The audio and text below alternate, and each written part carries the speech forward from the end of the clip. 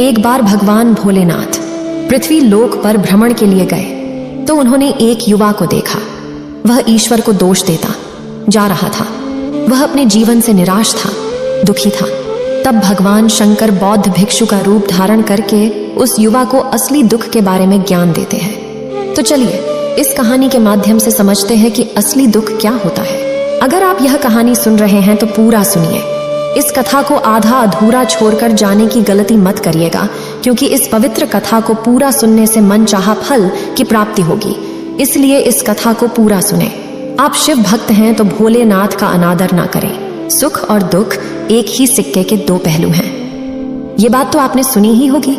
एक समय की बात है, एक गांव में एक व्यक्ति रहता था। उसका नाम सोनू था। वह बड़ा आलसी था और अपने जीवन से बहुत निराश था।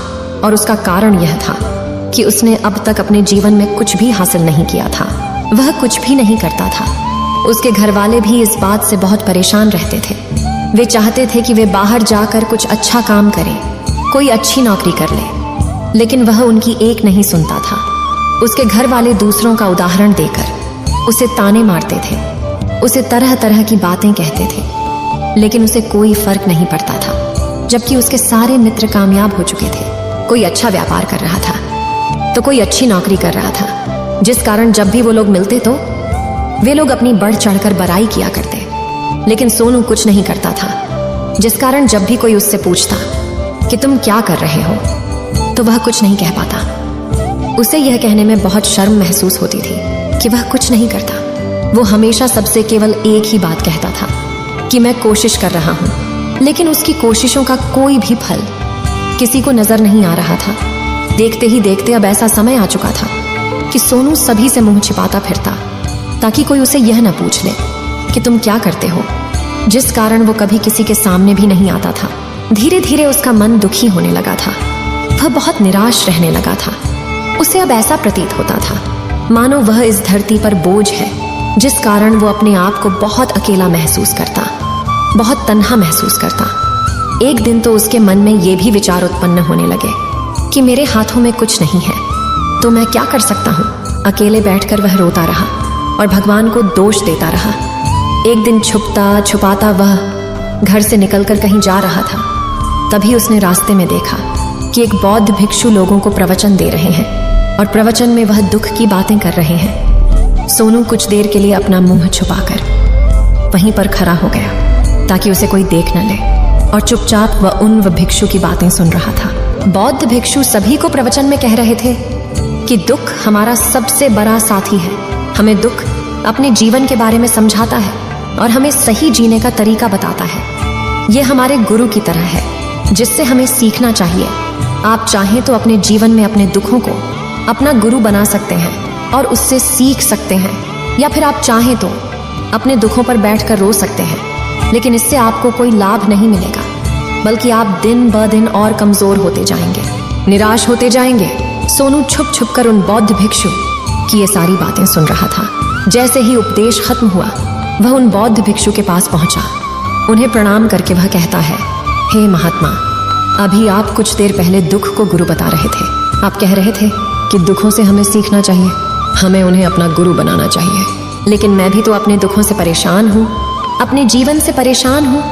मैंने अब तक जो दुख झेला है, मुझे तो कभी ऐसा प्रतीत नहीं हुआ कि मेरे दुख मुझे कुछ सिखा रहे हैं, बल्कि मुझे तो हमेशा यही लगता है कि वो मुझे पीड़ा दे रहे हैं, तकलीफ दे रहे हैं। पर दुख की पीड़ा बहुत भयंकर होती है।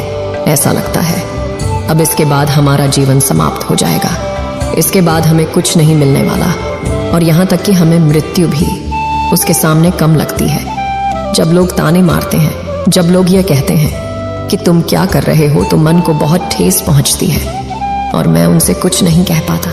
सोनू की ये सारी बातें सुनकर वो बौद्ध भिक्षुक सोनू से कहते हैं, बेटा तुम्हें क्या दुख है, और तुम दुख के बारे में ऐसी बातें क्यों कर रहे हो। सोनू ने अपने ऊपर बीती हुई सारी बातें उन बौद्ध भिक्षु को बता दी और कहने लगा, हे महात्मा, क्या आपके पास मेरे दुख का कोई समाधान है। सोनू की यह बात सुनकर वो बौद्ध भिक्षु मुस्कुराने लगे और सोनू से कहते हैं, बेटा जब तुम्हारे जीवन में कोई असली दुख आए, तब तुम मेरे पास आना, मैं इसका समाधान तुम्हें अवश्य बताऊंगा। उन बौद्ध भिक्षु की यह बात सुनकर सोनू थोड़ा सा अचरज में पड़ गया। उसे यह समझ नहीं आ रहा था कि क्या उसने अब तक जो दुख झेला है वह असली दुख नहीं है। उसने जो अब तक पीड़ाएं सही हैं, जो ताने सहे हैं, जो तकलीफें उठाई हैं, क्या वह असली दुख नहीं है? आगे वह मन ही मन अपने आप से कहता है कि जब मुझे मेरे अपने नहीं समझ पाए तो ये बौद्ध भिक्षु मुझे क्या समझेंगे। इतना सोचकर वह वहां से चला गया। सभी लोगों के ताने सुन सुनकर सोनू बहुत थक चुका था, तो बहुत निराश हो चुका था, जिस कारण उसने निर्णय लिया कि वह अब कुछ करके दिखाएगा। उसने अपने पिता से थोड़ा सा रुपया लिया और उस रुपया से उसने एक व्यापार शुरू किया। उसके पिता बहुत खुश थे कि कम से कम मेरा बेटा कुछ करने का प्रयास तो कर रहा है, लेकिन उसे व्यापार में कोई सफलता नहीं मिल रही थी, जिस कारण वो बहुत ही हताश हो चुका था। वह बहुत निराश हो चुका था। उसे ये समझ नहीं आ रहा था कि वह क्या करे, किस तरह से अपने व्यापार को आगे बढ़ाए। तभी उसके पिता ने उससे कहा, बेटा कोई बात नहीं, इसी तरह से प्रयास करते रहो, आज नहीं तो कल सफलता अवश्य मिलेगी। सोनू ने अपने पिता की बात मानी और अपने व्यापार में और भी कड़ी मेहनत करने लगा। धीरे धीरे उसे सफलता मिलने लगी और फिर उसने रफ्तार पकड़ ली। देखते ही देखते केवल 3 सालों के अंदर वह एक बहुत बड़ा व्यापारी बन गया। अब उसके पास धन दौलत की कोई कमी नहीं थी। लोग जो उसे पहले नापसंद किया करते थे, अब उसे पसंद करते थे, उसकी चिंता करते थे, उसके कार्यों की सराहना करते थे। उसके माता पिता भी अब अपने बेटे से बहुत खुश थे और उसकी सफलता से वे अत्यंत प्रसन्न थे। धीरे धीरे सोनू के मित्रों की संख्या लगातार बढ़ती जा रही थी। सोनू के कुछ मित्रों ने उसे यह भी सलाह दी कि उसे अपना व्यापार और तेजी से बढ़ाना चाहिए, उसे और फैलाना चाहिए। जब तुम आज केवल इस नगर के सबसे बड़े व्यापारी हो, तब तुम इतना खुश हो, तुम्हारे साथ ये सारे लोग हैं। वहीं पर तुम सोचो कि जब तुम इस राज्य के सबसे बड़े व्यापारी बन जाओगे, तब तुम्हारे यहाँ पर लोगों की भीड़ लग जाएगी। लोग तुमसे मिलने के लिए समय निकालेंगे। यहाँ तक कि इस राज्य का राजा भी तुमसे मिलना चाहेगा, तुम्हारी तारीफ करेगा, और यदि कभी ऐसी जरूरत आन पड़ी तो वह तुमसे धन भी उधार लेने के लिए अवश्य आएगा। सोनू को अपने दोस्त की यह बात बहुत पसंद आई। सोनू ने सोचा कि मेरे मित्र सही कह रहे हैं, मुझे अपने व्यापार को और बड़ा करना चाहिए और फैलाना चाहिए, तभी तो हर कोई मेरे बारे में जान सकेगा, हर कोई मुझे पहचानेगा। उसने बिना देरी किए, अपने समय को बिना गवाए अपने व्यापार में और मेहनत करने लगा। लेकिन अब की बार उसके मन में धैर्य नहीं था, जिस कारण उसने कुछ अनुचित कदम उठाए ताकि उसका व्यापार जल्दी से जल्दी और बड़ा हो जाए। उसने कई लोगों से अधिक मात्रा में धन उधार ले लिया, जिससे उसके ऊपर अब काफी ऋण हो चुका था। और इतना ही नहीं, वो यहाँ पर नहीं रुका। उसने अधिक से अधिक मुनाफा कमाने के चक्कर में अपने माल की गुणवत्ता को भी खराब कर दिया, जिससे अब उसके माल में वह बात नहीं रह गई थी जो पहले हुआ करती थी। लेकिन वह अपने मित्रों की बात सुनता रहा। जैसा उसके मित्र कहते थे वो वैसा ही करता चला जा रहा था। यहाँ तक कि उसने अपने व्यापार को और भी तीव्रता से बढ़ाने के लिए अपने दूसरे छोटे व्यापारियों के खिलाफ षड्यंत्र भी रचने शुरू कर दिए, जिस कारण उसके मन में अब पहले जैसा वह सुकून नहीं था। उसे अब रातों को नींद नहीं आती थी। वह केवल एक ही विचार में लगा रहता था कि किस तरह से उसका व्यापार पूरे राज्य में फैल जाएगा और वह इस राज्य का सबसे बड़ा व्यापारी बन जाएगा, जिस कारण वह दिन रात केवल इसी मेहनत में लगा रहता, वह किसका व्यापार जल्दी से जल्दी और बड़ा हो जाए। हालांकि उसके पास अब सब कुछ था, धन दौलत, अच्छा घर, गाड़ियां, नौकर चाकर, सभी सुख सुविधाएं, लेकिन उसके बावजूद भी वह उन चीजों का लाभ नहीं उठा पा रहा था, क्योंकि उसका पूरा ध्यान केवल अपने व्यापार को और उन्नति पर ले जाना था। एक दिन सोनू अपने रथ पर बैठकर एक मार्ग से होकर गुजर रहा था। तभी रास्ते में उन्हें गुरुवर का आश्रम पड़ा। ये देखकर वह उन बौद्ध भिक्षु के पास गया और बौद्ध भिक्षु से कहने लगा, हे महात्मा, आपने कहा था कि जब मेरे जीवन में कोई असली दुख आए तब मैं आपके पास आऊं। इस कारण मैं यहाँ पर आया हूँ। आज मैं बहुत दुखी हूँ। मैं रातों को सो नहीं पाता। मेरे पास सब कुछ होते हुए भी मैं उनका लुत्फ नहीं उठा पाता। उसने अपनी सारी बातें एक एक करके उन बौद्ध भिक्षु को बता दी। तभी वह बौद्ध भिक्षु सोनू से कहते हैं, बेटा, जब तुम पहली बार आए थे तब भी तुम बहुत दुखी थे, लेकिन तब तुमने अपने दुख से क्या सीखा था?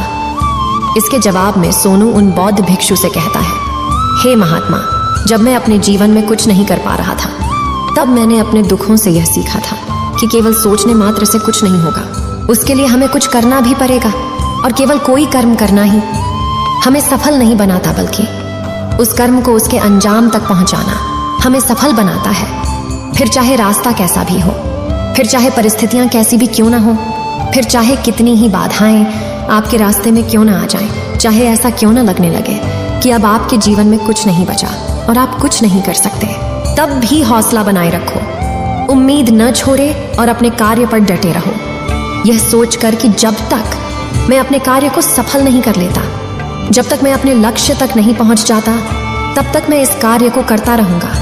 मैं इस कार्य में अवश्य सफल होकर ही रहूंगा। जबकि बाकी लोग केवल सफल लोगों को महत्व देते हैं, उनके कर्मों को नहीं।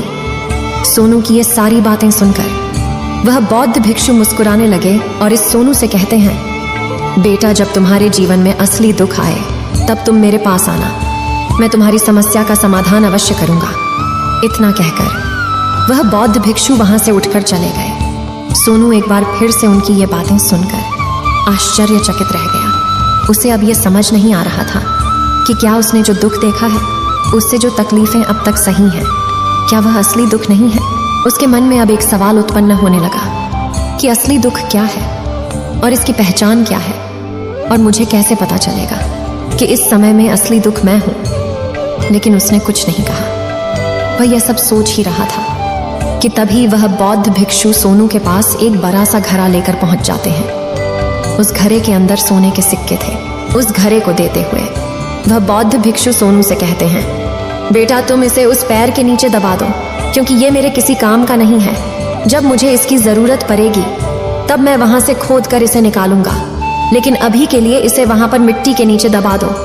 सोनू ने उस बौद्ध भिक्षु की बात मान ली और वो घड़ा उस पैर के नीचे जाकर मिट्टी में दबा दिया। इतना करके वह गुरुवर को प्रणाम करता है और वहां से वापस अपने घर की ओर लौट जाता है। धीरे धीरे समय बीतता गया।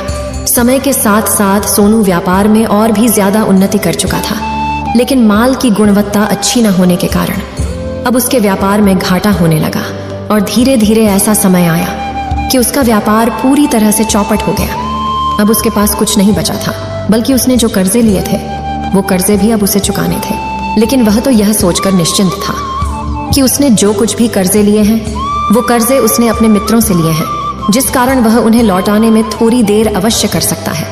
वह तो यह सोच रहा था कि उसके मित्र उसका बुरे समय पर साथ देंगे, लेकिन सबसे पहले उसके मित्र ही उसे अपना कर्ज वापस लौटाने की मांग करने लगे। तब सोनू को एहसास हुआ कि कोई भी अपना नहीं है। उसने अपने मित्रों से उस कर्ज को लौटाने के लिए थोड़ी सी मोहलत मांगी, लेकिन सोनू के किसी भी मित्र ने उसे कर्ज लौटाने के लिए वह मोहलत नहीं दी, बल्कि वे लोग उसे जान से मारने की धमकी देने लगे। अपने मित्रों के मुंह से यह सब सुनकर सोनू बहुत ही आश्चर्यचकित रह गया। वह जो कुछ सोच रहा था सब कुछ उल्टा पड़ गया। जिस व्यापार के चलते उसके इतने मित्र बने थे, इतने शुभ चिंतक बने थे, वे सब उससे दूर जाने लगे थे। हर कोई उससे पीछा छुड़ाना चाहता था, कोई भी उसका साथ नहीं देना चाहता था। धीरे धीरे उसकी सारी संपत्ति नीलाम हो गई। अब उसके पास कुछ नहीं बचा था। वह सड़क पर आ चुका था। उसने हार मानकर अपने माता पिता से कहा, पिताजी, मेरी मदद कीजिए, मेरे ऊपर बहुत ऋण है, मुझे उसे लौटाना है, कृपा करके मुझे थोड़ा सा धन दे दीजिए। इस पर सोनू के पिता ने सोनू से कहा, बेटा, मेरे पास तो ले देकर बस यही एक छोटा सा घर है। अगर ये अभी मैं तुम्हें दे दूं, यदि मैं इसे भी बेच दूं, तो मैं और तुम्हारी माँ कहाँ रहेंगे? हमें भी दर दर की ठोकरें खानी पड़ेगी, हमें भी सड़कों पर भीख मांगनी पड़ेगी। ले देकर अब हमारे पास केवल यही संपत्ति बची है, इसलिए मैं तुमसे क्षमा मांगता हूँ। अपने माता पिता के मुख से यह सुनकर सोनू चुपचाप वहां से चला गया और मन ही मन वह सोच रहा था कि अब मेरे पास कुछ नहीं बचा, जो था वह तो सब लुट गया, बर्बाद हो गया। अब मैं जीकर क्या करूंगा? अब मेरे पास केवल एक ही रास्ता है जिससे मैं अपने कर्जदारों से अपना पीछा छुड़ा सकता हूँ। यह सोचता हुआ वह एक ऊंची पहाड़ी की ओर पहुंचा। वह पहाड़ी पर चढ़ता ही जा रहा था कि तभी उसे याद आया कि उन बौद्ध भिक्षु ने कहा था कि जब तुम पर असली दुख आए तभी तुम मेरे पास आना, मैं तुम्हारी समस्या का समाधान अवश्य करूंगा। यह सोचकर सोनू के मन में एक बार फिर उम्मीद की। वह लहर दौड़ पड़ी। सोनू तुरंत दौड़ता हुआ उन बौद्ध भिक्षु के पास पहुंचा और सोनू ने उन्हें प्रणाम करके अपने ऊपर बीती हुई हर एक बात उन्हें बता दी और कहने लगा, हे महात्मा, आपने कहा था कि जब मेरे ऊपर असली दुख आएगा तब आप उसका समाधान अवश्य करेंगे। तभी वह बौद्ध भिक्षु सोनू की इस बात को सुनकर मुस्कुराने लगे और कहते हैं, बेटा, कहाँ है असली दुख? जब तुम्हारे जीवन में असली दुख आएगा तो मैं उसका समाधान अवश्य करूंगा। उन बौद्ध भिक्षु के मुख से यह सुनकर सोनू के सब्र का बांध टूट गया और सोनू ने उन बौद्ध भिक्षुओं से कहा, हे महात्मा, आखिरी असली दुख क्या होता है? क्या मैंने आज तक जो भी दुख झेला है, जो भी तकलीफें आज तक मैंने सही हैं, क्या ये दुख नहीं है? क्या इसे दुख नहीं कहते? तभी वो बौद्ध भिक्षु सोनू से कहते हैं, बेटा, पहले तुम मुझे ये बताओ कि तुमने अपने दुख से क्या सीखा है। इसका जवाब देते हुए सोनू उन बौद्ध भिक्षु से कहता है, हे महात्मा, मैंने तो यही देखा है कि जो लोग तुम्हारी तरक्की में तुम्हारा पीछा करते हैं, तुम्हारे साथ जुड़ते हैं, वो लोग तुम्हें अवश्य धोखा देंगे, क्योंकि ऐसे लोग बुरे समय पर तुम्हारा साथ नहीं देने वाले, बल्कि तुम्हारा फायदा उठाने का ही वह प्रयास करेंगे। इसलिए ऐसे लोगों पर भरोसा न करें, बल्कि जो लोग तुम्हारी असफलता के समय पर, तुम्हारे बुरे समय पर तुम्हारे साथ खड़े हैं, वही तुम्हारे असली मित्र हैं और वही तुम्हारे साथ रहते हैं। और ऐसे लोग तुम्हें बहुत कम मिलते हैं, और जिन्हें भी ऐसे लोग मिलते हैं उन्हें हमेशा उनकी कद्र करनी चाहिए। आगे सोनू उन बौद्ध भिक्षु से कहता है कि जब तुम कोई कार्य कर रहे हो तो उसे पूरी ईमानदारी से करो, धैर्य रखो, लालच न करो और अपने लक्ष्य तक पहुंचने के लिए किसी के लिए भी कोई षड्यंत्र न रचो, क्योंकि ऐसा करने से तुम्हारे साथ ही बुरा होगा और तुम्हें हमेशा नुकसान में रहोगे। सोनू की ये सारी बातें सुनकर बौद्ध भिक्षु उस पैर के पास पहुंचे। उन्होंने गड्ढा खोदा और वह घड़ा निकालकर उस सोनू के हाथ में थमा दिया, जिसमें सोने के सिक्के भरे हुए थे। वह घड़ा सोनू के हाथ में थमाते हुए उन बौद्ध भिक्षुओं ने कहा, लो इसे पकड़ो, और जब तुम्हारे जीवन में असली दुख आए तब तुम मेरे पास आना, मैं इसका समाधान अवश्य करूंगा। सोनू अब भी बड़ी अचरज में था। उसे यह समझ नहीं आ रहा था कि आखिर ये असली दुख है क्या, लेकिन उसने अपने हाथों में पड़े हुए उस घड़े को देखा जिसके अंदर सोने के सिक्के थे। ये देखकर उसे मन ही मन ये लगा कि चलो, अब तो थोड़ी सी राहत अवश्य हो जाएगी। मैं अपने मित्र का वो कर्ज लौटा सकूंगा और एक नया व्यापार भी फिर से आरंभ कर सकूंगा। जिस कारण उसने उन बौद्ध भिक्षुओं को प्रणाम किया, उनका धन्यवाद किया और वहां से चल पड़ा। सोनू ने उस सोने के सिक्कों से सभी का कर्जा लौटा दिया और अपने लिए एक बार फिर से नया व्यापार शुरू किया। व्यापार छोटा था, लेकिन अब की बार सोनू बहुत खुश था। उसने पूरी ईमानदारी, मेहनत और लगन के साथ अपने व्यापार पर काम किया और देखते ही देखते एक बार फिर से वह एक बड़ा व्यापारी बन गया। लेकिन अब की बार वो बहुत खुश था, क्योंकि इस बार उसने कोई लालच नहीं की, न ही किसी के लिए षड्यंत्र रचा, बल्कि उसने पूरी ईमानदारी और मेहनत के साथ अपने व्यापार पर काम किया। लेकिन जैसे जैसे आप धनी होते जाते हैं, जैसे जैसे आप अमीर बनते जाते हैं, आपके मन में एक डर और उत्पन्न होने लगता है, और वह अपनी दौलत को न खो देना, जिस कारण आप लोग दान करना शुरू कर देते हैं, पुण्य करना शुरू कर देते हैं, लोगों की मदद करते हैं, ताकि आपके जीवन में कभी कोई दुख ना आए। लेकिन यह जीवन सुख और दुख का संगम है, जिस कारण हर किसी को सुख और दुख से होकर गुजरना ही पड़ता है। इसी वजह से एक बार फिर से सोनू के जीवन में एक और दुख उत्पन्न हुआ। अब की बार उसके माता और पिता दोनों की मृत्यु हो गई। सोनू अपने माता पिता से बहुत प्रेम करता था, जिस कारण उसके मन को बहुत गहरा आघात पहुंचा। जब आखिरी बार वह उन्हें देख रहा था तो उसके मन में हजारों सवाल उत्पन्न होने लगे। वह अपने घर लौटा। घर लौटकर उसने देखा कि जिस संपत्ति के लिए वह हमेशा लड़ते झगड़ते रहते थे, आज उसकी देखभाल के लिए कोई नहीं था। उसके माता पिता ने जो भी मेहनत की, जो भी अपने जीवन में इकट्ठा किया, सब यही रह गया। लेकिन अब सब कुछ खत्म हो चुका था और सोनू का मन अब बहुत बेचैन हो रहा था। उसके मन में हजारों सवाल उत्पन्न हो रहे थे और वह अपने आप को बहुत अकेला महसूस कर रहा था। उसे बहुत खाली सा महसूस हो रहा था। उसने इधर उधर देखा, लेकिन उसे कुछ समझ नहीं आया। तभी उसे उन बौद्ध भिक्षु की याद आई। वे तुरंत ही भागा उन बौद्ध भिक्षु के पास पहुंचा। उसे देखते ही उन बौद्ध भिक्षु ने सोनू से सवाल किया और कहा, क्या बात है बेटा, क्या कोई फिर से दुख आन पड़ा है? तभी सोनू ने कहा, नहीं गुरुदेव, अब तो सब ठीक है, लेकिन आज मेरे माता पिता की मृत्यु हो गई और मैं बहुत अकेला महसूस कर रहा हूँ। मैं बहुत दुखी महसूस कर रहा हूँ, जैसे कुछ खाली सा है, जैसे कुछ अकेलापन सा। तभी वह बौद्ध भिक्षु सोनू से कहते हैं, बेटा, इसमें दुखी होने वाली बात क्या है? यह तो जीवन है, एक दिन तो सभी को जाना है। यहाँ पर कोई भी रहने नहीं आया और ना ही कोई रहेगा। हम सब एक न एक दिन मृत्यु को प्राप्त हो ही जाएंगे, और मृत्यु कब आएगी ये किसी को नहीं पता। हो सकता है कि तुम्हारी मृत्यु कल ही हो जाएगी, या फिर आज और अभी। यह सुनकर सोनू आश्चर्यचकित रह गया। उसने उन बौद्ध भिक्षु से कहा, हे महाराज, आप ये क्या कह रहे हैं? मैं तो अभी जवान हूँ और मुझे तो अभी अपनी पूरी उम्र जीना है। मैं तो जीना चाहता हूँ, कुछ करना चाहता हूँ, और आप कह रहे हैं कि मैं कभी भी मृत्यु को प्राप्त हो सकता हूँ। इस पर वो बौद्ध भिक्षु सोनू से कहते हैं, बंदे, इस भ्रम में मत रहना कि मृत्यु केवल बूढ़े को आती है। बूढ़ों के सामने तो उनके जवान बच्चे तक मर जाते हैं। मृत्यु कभी किसी की उम्र देखकर नहीं आती और ना ही किसी को बताकर आती है। उन बौद्ध भिक्षु के मुख से ये सारी बातें सुनकर सोनू और भी ज्यादा बेचैन हो गया और वो चुपचाप वहां से चला गया। उसके मन का वो खालीपन अब भी वैसे ही था। वह भी अपने आप को बहुत अकेला महसूस कर रहा था। उसके बाद से उसका मन अपने व्यापार में भी नहीं लगता। जब भी वह कोई कार्य करता तो उसके मन में ढेर सारे प्रश्न उठने लगते हैं। वो क्या कर रहा है, क्यों कर रहा है, और उसने इस कार्य को क्यों किया? उसके मन में अब एक और प्रश्न उत्पन्न होने लगा था, क्या हम यहाँ पर केवल इसीलिए आते हैं कि इस जीवन को भोगे और एक दिन मृत्यु को प्राप्त हो जाए? वह यह समझ नहीं पा रहा था कि जीवन का असली मतलब क्या है। उसने कई विद्वानों से पूछा, अपनी तरफ से जो मुमकिन हो सकता था खोजबीन की, लेकिन उसे कोई भी जवाब नहीं मिल पा रहा था। और जब उसे कोई जवाब नहीं मिला तो उसका दुख और भी बढ़ गया, जिस कारण उसके मन की बेचैनी और भी बढ़ चुकी थी। और उसे यह समझ नहीं आ रहा था कि वह क्या करे, कहाँ जाए, किससे पूछे। तभी उसे फिर से उन बौद्ध भिक्षु की याद आई।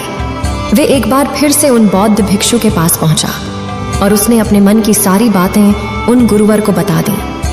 तभी वो बौद्ध भिक्षु मुस्कुराने लगे और सोनू से कहते हैं, बेटा, आज पहली बार तुम्हारे जीवन में असली दुख उत्पन्न हुआ है। वास्तव में तो यही है जिसे हम दुख कह सकते हैं, जो दुख कहलाने लायक है कि हमें पता ही नहीं हम क्या कर रहे हैं, कहाँ जा रहे, क्यों जा रहे हैं, वो कौन है, क्या है, क्यों है, हम क्या करना चाहते हैं। तभी सोनू ने कहा, हे महात्मा, मेरे इस दुख का समाधान कीजिए, मुझे इस दुख का निवारण दीजिए। तभी वह बौद्ध भिक्षु सोनू से कहते हैं, हम सबके अंदर क्रोध, लालच, लोभ जैसी कई वासनाएं हमारे अंदर घर करके बैठ जाती हैं, जिस कारण हम अपने जीवन को टुकड़ों में जीते हैं और हमारी चेतना कभी एक नहीं हो पाती। हम कभी एक जगह सोच नहीं पाते, समझ नहीं पाते, और हमारी ऊर्जा शक्ति भी पूरी तरह से छिन्न भिन्न हो जाती है। और आजकल के इस दौर में हमारे पास तो इतना भी समय नहीं कि हम एक पल निकाल करके, एक पल के लिए मूर कर अपने आप को देख सकें, अपने आप को समझ सकें। वास्तविकता में हर कोई यहाँ पर अपने जीवन भर केवल दुख दुख कहकर चिल्लाता रहता है। उसका समाधान निकालने का हर मुमकिन प्रयास करता है, लेकिन जिसे हम दुख समझते हैं वह तो दुख है ही नहीं, तो इसका समाधान आपको कहाँ से मिलेगा? ये तो परिस्थितियां हैं जिसके कारण हम अपने आप को दुखी समझते हैं, अपने आप को तकलीफ में समझते हैं। जैसे हम एक परिस्थिति से निकलते हैं, हम किसी दूसरी परिस्थिति में फंस कर रह जाते हैं। जिस प्रकार हम पहली समस्या का सामना करते हैं, उसी प्रकार हम दूसरी समस्या का भी सामना करते रह जाते हैं। और जब हम इन परिस्थितियों से हार मान लेते हैं, जब हमें लगता है कि अब कोई रास्ता नहीं बचा, तब हमारे सामने हमें केवल एक ही रास्ता नजर आता है, और वह है मृत्यु। लेकिन यह कोई समाधान नहीं है, ये कोई रास्ता नहीं है। इसलिए यदि आप सचमुच अपनी समस्याओं का समाधान चाहते हैं तो अपने आप को इकट्ठा करना सीखें। अपनी ऊर्जा को इस संसार में वापस कीजिए, उसे एक कर और अपने ऊपर ध्यान लगा। मृत्यु से पहले अपने आप को पहचानो, अपने आप को जानो, अपने आप को बिखरने न दो। तभी सोनू उन बौद्ध भिक्षु से कहता है, हे महाराज, तो क्या हमें इस जीवन को नहीं जीना चाहिए? क्या हमें अपनी इच्छाओं को नहीं पूरा करना चाहिए? तभी वह बौद्ध भिक्षु सोनू के इस सवाल का जवाब देते हुए कहते हैं कि हमें किसी से भी लगाव नहीं रखना चाहिए, हमें अपनी इच्छाओं को मार देना चाहिए, हमें संपत्ति इकट्ठा नहीं करनी चाहिए, क्योंकि हम मनुष्य की इच्छाएं, कामनाएं, वासनाएं ऐसे होती हैं जैसे मानो कि एक पर्वत से गिरता हुआ झरना, जिस पर किसी का नियंत्रण नहीं है। सिवाय देखते रहने के और परेशान होने के। लेकिन जब तुम अपने ऊपर ध्यान देने लगते हो तब तुम अपने आप को पहचान जाते हो, समझ जाते हो, तब तुम इस पर नियंत्रण पा सकते हो। तब इच्छाएं भी तुम्हारे वश में होती हैं और फिर तुम चाहो तो उन इच्छाओं पूर्ति भी अवश्य कर सकते हो। गुरुदेव की ये सारी बातें सुनकर सोनू ने गुरुदेव से कहा, हे महाराज, आपका बहुत बहुत धन्यवाद। आपने मेरी सबसे बड़ी समस्या का समाधान आज कर दिया है। मैं आज से अपने आप को एकत्रित करूंगा। गुरुदेव, मानव शरीर में बहुत ऊर्जा है, बहुत शक्ति है, पर वह बेकार के कामों में लग जाती है, जिस कारण हमारा जीवन भी बेकार की चीजों में लगा रहता है। लेकिन हम कभी भी इस पर अपना ध्यान नहीं देते। हम कभी भी अपनी ऊर्जा को केंद्रित नहीं करते, अपने ऊपर कभी ध्यान नहीं देते। हमारा जीवन भी कुछ ऐसा ही है। हम अपने जीवन में हमेशा अपने आप से ऊपर वाले से सवाल करते रहते हैं कि हमारे जीवन में इतना दुख क्यों है। हम सभी के मन यह सवाल तो अवश्य ही उठता है और इसका जवाब है कि वह ईश्वर यह चाहता है कि हम अपने जीवन के अंतिम दुख तक पहुंच सकें, उस गहराई तक पहुंच सकें जहां पर हमें यह पता चल सके कि हमने अभी तक अपने आप को नहीं जान, अपने आप को नहीं पहचाना। मानव शरीर के अंदर जो ऊर्जा है, जो शक्ति है, उसके बारे में हम अभी तक नहीं जानते। हम अपने आप को चाहे तो एकत्रित कर सकते हैं, अपने आप पर नियंत्रण पा सकते हैं, लेकिन हम अपनी इस ऊर्जा का बेअर्थ उपयोग करते रहते, व्यर्थ की चीजों में लगा देते, जिस कारण हम अपने आप को कभी नहीं पहचान पाते और ना ही कभी अपने आप पर नियंत्रण पा सकते हैं।